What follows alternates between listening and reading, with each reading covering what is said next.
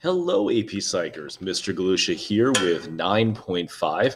Our deep dive into bias, prejudice, and discrimination couldn't be more important for us today, especially if we are trying to understand this ourselves or be a better ally.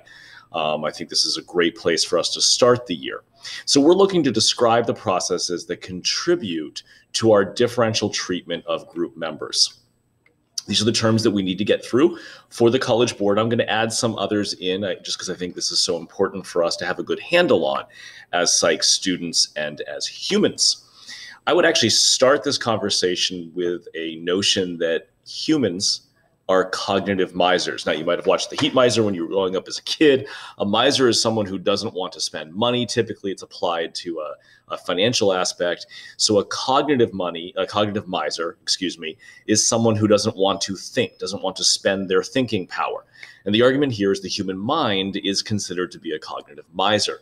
We tend to think and solve problems in simpler, less effortful ways to really have to avoid putting in the energy and to cut some corners.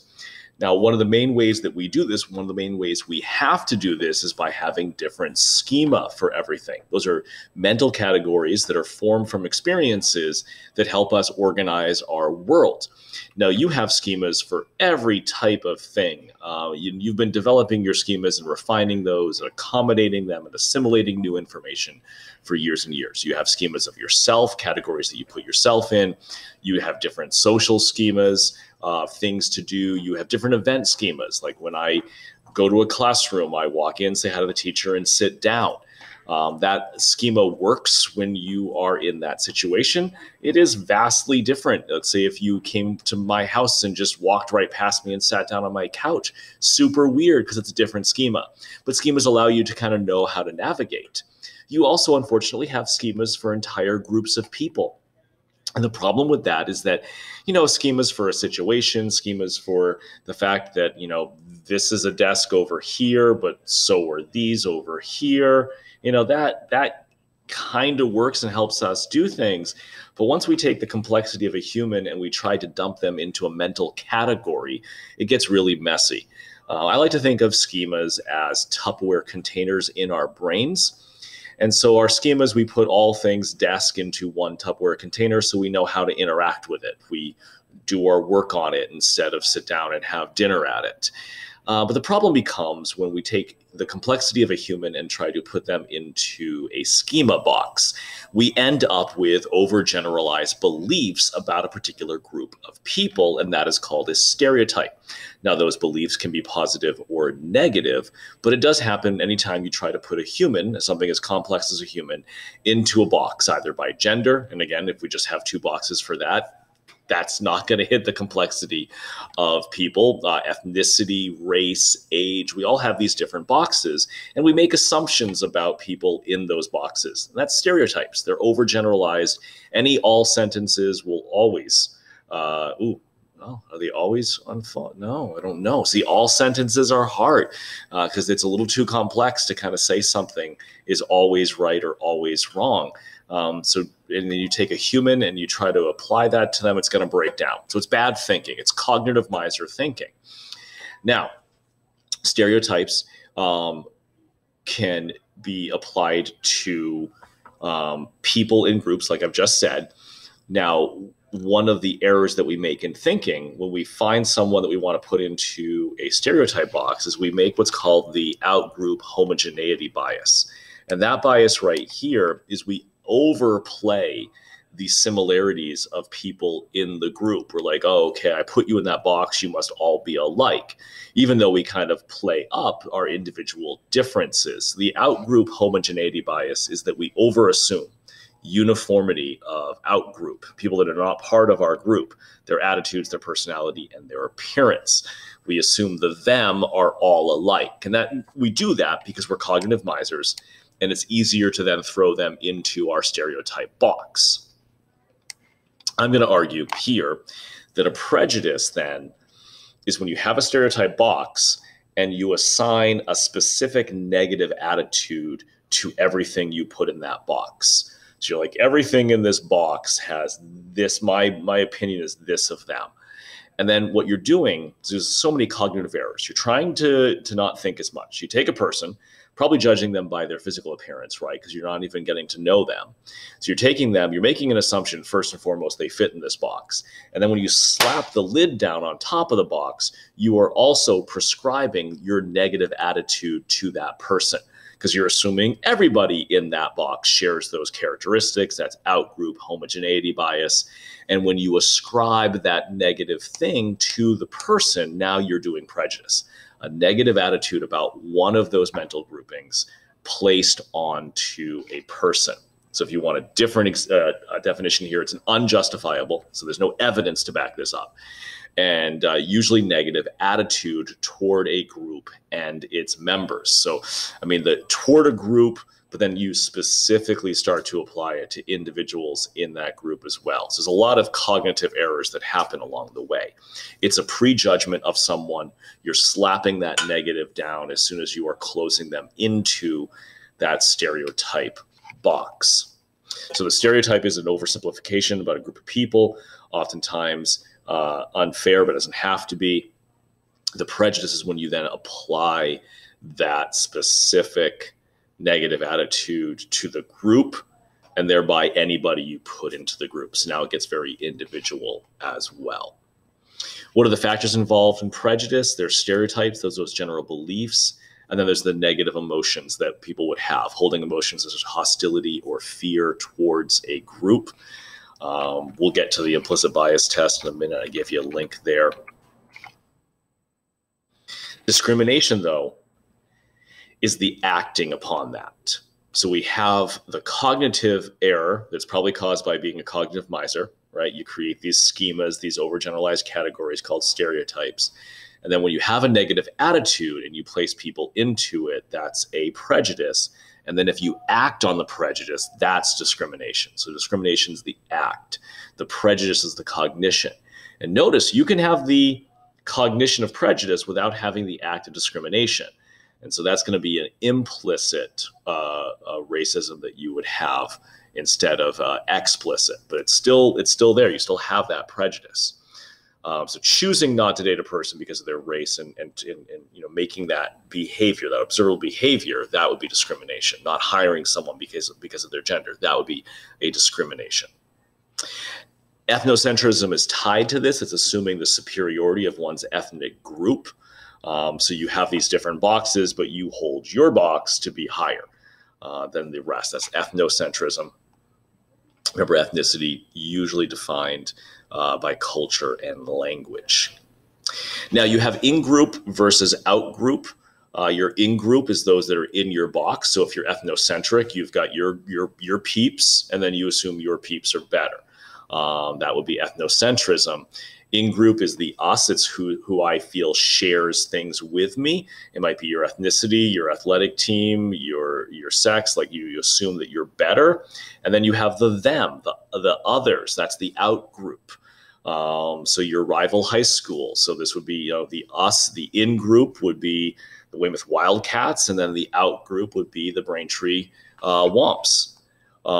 If you're a Boston sports fan, this is really simple. You might be a hardcore Red Sox fan and a Bruins fan. That's the in-group. Those are your people. And then you have out-groups. In fact, we have an entire shirt marketed to show the out-group hatred with Yankees suck. I'm a huge Bruins fan. I'm sorry, I don't like baseball. I'm a huge Bruins fan. So my out-group has changed over the years. But like I do look at Toronto as an out-group. And I do laugh at like some of the horrible pain that the Bruins have caused their fans. They're an out-group. They're other. So that, sports is kind of an easy way to see in-group and out-group. It's also a really easy way to see in-group bias. So once we've identified an us, Bruins, and a them, Toronto Maple Leafs, we have an in-group bias towards our own group. If you've ever heard someone yell at the TV about a call against their player, but when their player, when the refs call something against the other team, they're totally fine with that. That's in-group bias. In experiments, people have favored their own group when dividing rewards. Sometimes it's not just outward actions against the out-group, but sometimes it's like favoritism and networking of people within your in-group, that in-group bias can happen. One of the most dangerous terms, I think, in this section is scapegoating. So this is the theory that prejudice, like what motivates us to have these negative attitudes towards a group of people? Why do I take an overgeneralization, a stereotype, and turn that into a negative attitude? Well, one of the things that might do for us is it gives us an outlet for anger. It gives us someone to blame. Now, clearly, Adolf Hitler used this with the Jews. It was a very effective technique for him to give the horrible conditions of the 1920s someone to blame. They were completely not responsible for the economic downturn of all of Europe and the horrible financial policies of Weimar Germany. Yet, Hitler blamed this group. He actually created a group with, the Judeo-Bolsheviks, these Jewish communists that didn't exist, and he blamed them. But that horrible situation, economic crisis in Germany, gave people an outlet for their hatred, someone to blame. And that can be a very, very, very powerful force and might be something that fosters prejudice. So it's when things go wrong, you find someone to blame, so you can provide a target for those negative emotions. And this absolutely happened in 9/11. So we had innocent Arab Americans that were being blamed for decades after 9/11. There's still that anti-Muslim animosity that flares up. You saw it most recently with a desire to ban Muslim immigration early in Trump's presidency. That's an example of scapegoating, where you look at a group and say, you're at fault for our current situation. I've always kind of argued that racism and sexism are part stupidity. So that's bad cognitions, cognitive misers leading to overgeneralities of stereotypes. But then what fuels that shift to prejudice, I would argue, is fear. So here, there's a lot of evidence, and I just brought up Nazi Germany as a prime example, but if you look at some of the most economically weak subsets of a population tend to be the subsets that are most filled with at least explicit racism and sexism. So we see, number one, economically frustrated people tend to express heightened prejudice.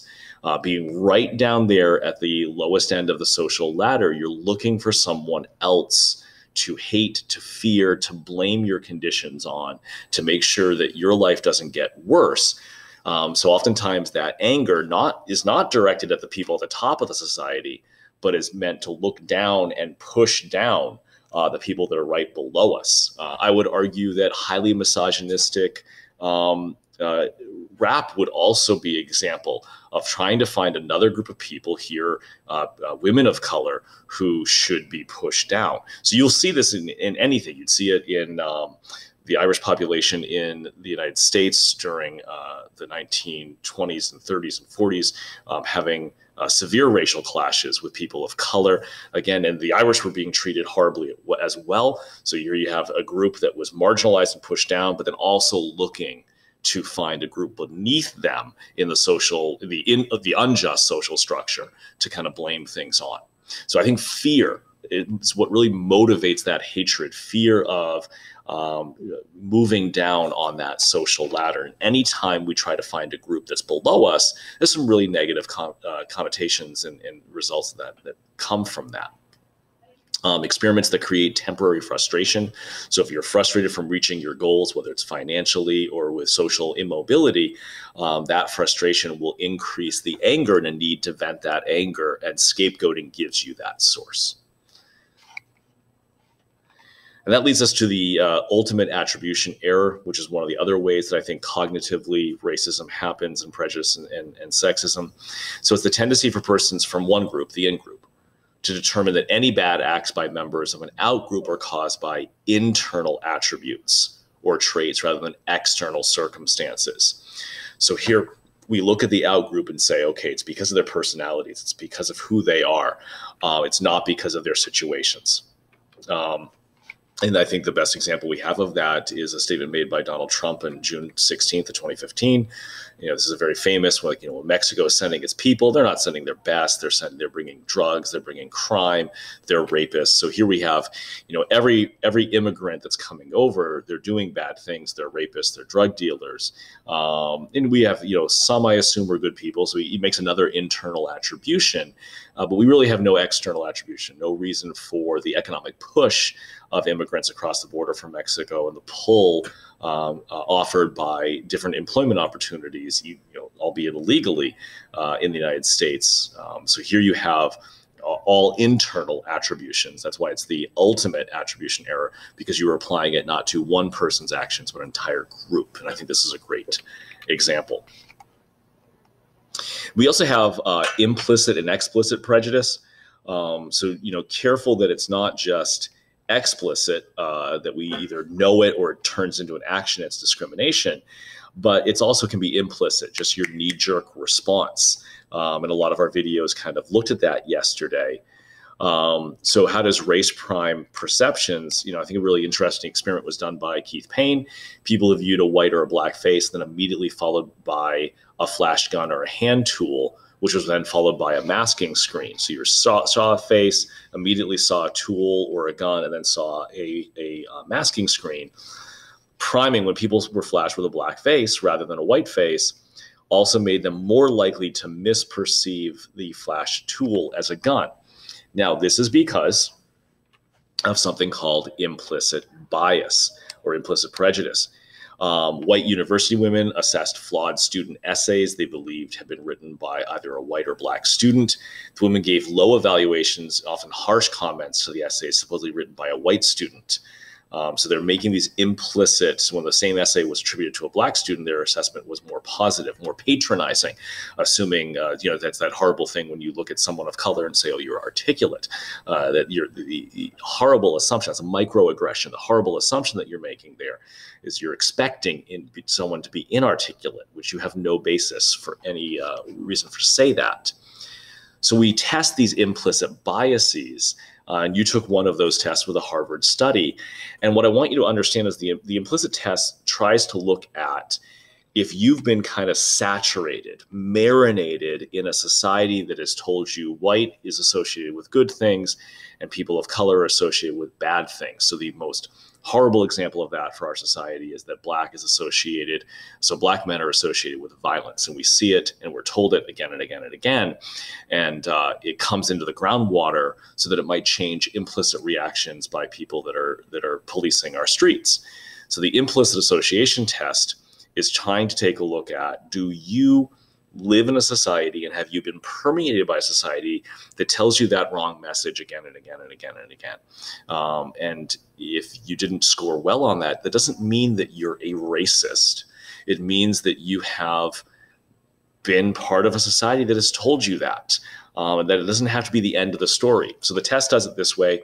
They have a majority group, and they have you try to associate good things with the majority group and bad things with the minority group, and then they flip it.